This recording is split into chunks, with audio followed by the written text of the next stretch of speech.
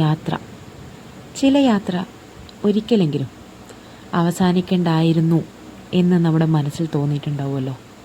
അത്തരം ഒരു യാത്ര അല്ലെങ്കിൽ അത്തരം ചില കാഴ്ചകൾ അതാണിവിടെ.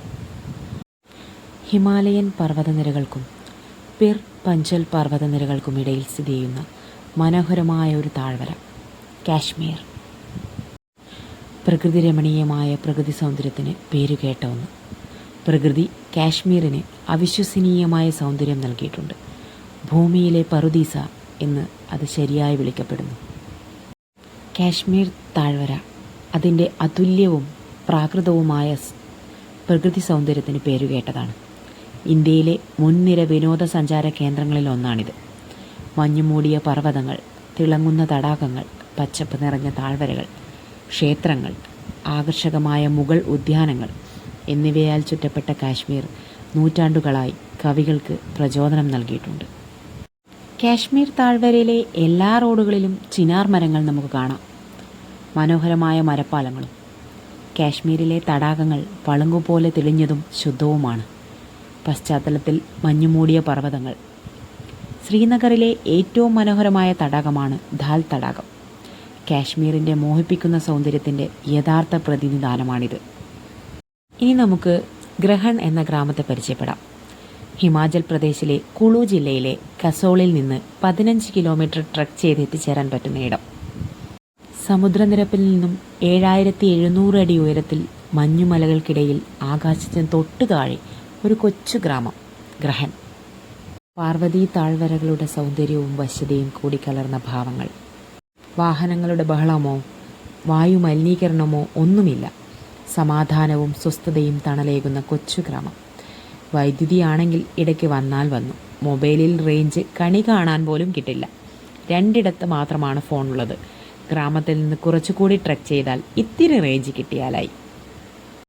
മനുഷ്യൻ ഹൃദയത്തിൽ എത്രമാത്രം സ്നേഹമുള്ളവനാണെന്ന് ഇവിടെ ചെന്നാൽ മനസ്സിലാകും. പ്രൗഢിയോടെ നിലകൊള്ളുന്ന ഹിമാലയൻ മലനിരകളുടെ താഴ്വരയിൽ ശാന്തസുന്ദരമായ ഒരു ഭൂമിയുണ്ട്. സഞ്ചാരികളുടെ പറദീസയായ മണാലി. വടക്കേ ഇന്ത്യയിലെ ഏറ്റവും ജനപ്രിയമായ ഒരു വിനോദസഞ്ചാര കേന്ദ്രമാണ് മണാലി. ഹിമാലയത്തോട് ചേർന്ന് കിടക്കുന്ന ഈ വിസ്മയ ഭൂമി കാണാൻ ലോകത്തിൻ്റെ പല കോണുകളിൽ നിന്നായി എണ്ണിയാലൊടുങ്ങാത്തത്ര സഞ്ചാരികളാണ് ഓരോ വർഷവും ഇവിടേക്ക് പ്രവഹിക്കുന്നത്. പ്രകൃതി സൗന്ദര്യം നുകരാനും സാഹസിക വിനോദങ്ങളിൽ ഏർപ്പെടാനുമാണ് സഞ്ചാരികൾ കൂടുതലും ഇവിടെ എത്താറുള്ളത്. ഹിന്ദു മതത്തിൽ മാനവരാശിയുടെ പൂർവികനായ മനുവിൻ്റെ പേരിലാണ് മണാലി അറിയപ്പെടുന്നത്. മണാലി എന്ന പേര് മനു അലയ അഥവാ മനുവിൻ്റെ വാസസ്ഥലം എന്ന വാക്കിൽ നിന്ന് ഉരുത്തിരിഞ്ഞതായി കണക്കാക്കപ്പെടുന്നു. ഹിന്ദു പ്രപഞ്ചശാസ്ത്രത്തിൽ ഒരു ചാക്രിക യുഗത്തിൻ്റെ അവസാനത്തിൽ ലോകത്തെ ഒരു വലിയ വെള്ളപ്പൊക്കം ബാധിച്ചതിന് ശേഷം മനുഷ്യജീവിതം പുനഃസൃഷ്ടിക്കുന്നതിനായി മനു മണാലിയിൽ തൻ്റെ പേടകത്തിൽ നിന്നിറങ്ങിയതായി വിശ്വസിക്കപ്പെടുന്നു.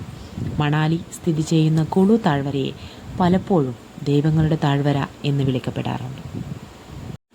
സർവസംഘ പരിത്യാഗിയായ സന്യാസിയായാലും സാഹസിക സഞ്ചാരിയായാലും സർഗപ്രതിഭ നിറഞ്ഞ സാഹിത്യകാരനായാലും ഹിമാലയം എന്നും ഒരനുഭവമാണ്.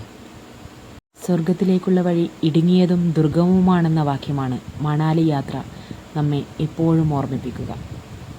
ഒഴുകി നീങ്ങുന്ന ഹിമാനികളും മഞ്ഞിൽ കുളിച്ച പർവ്വതക്കാഴ്ചകളും ഇളം തണുപ്പും മഞ്ഞുപെയ്ത്തുമെല്ലാം കണ്ണിനെ കൂടെ കൂടെ കുളിരണിയിക്കുന്നു. ഈ കാഴ്ചകൾ അവസാനിക്കാതിരുന്നെങ്കിൽ ഒരിക്കൽ കൂടി ഈ സ്വർഗത്തിൽ വന്നെത്തണമെന്ന് മനസ്സ് വല്ലാതെ കൊതിക്കുന്നു. നിങ്ങൾക്കും അതൊരനുഭവമായിരിക്കും.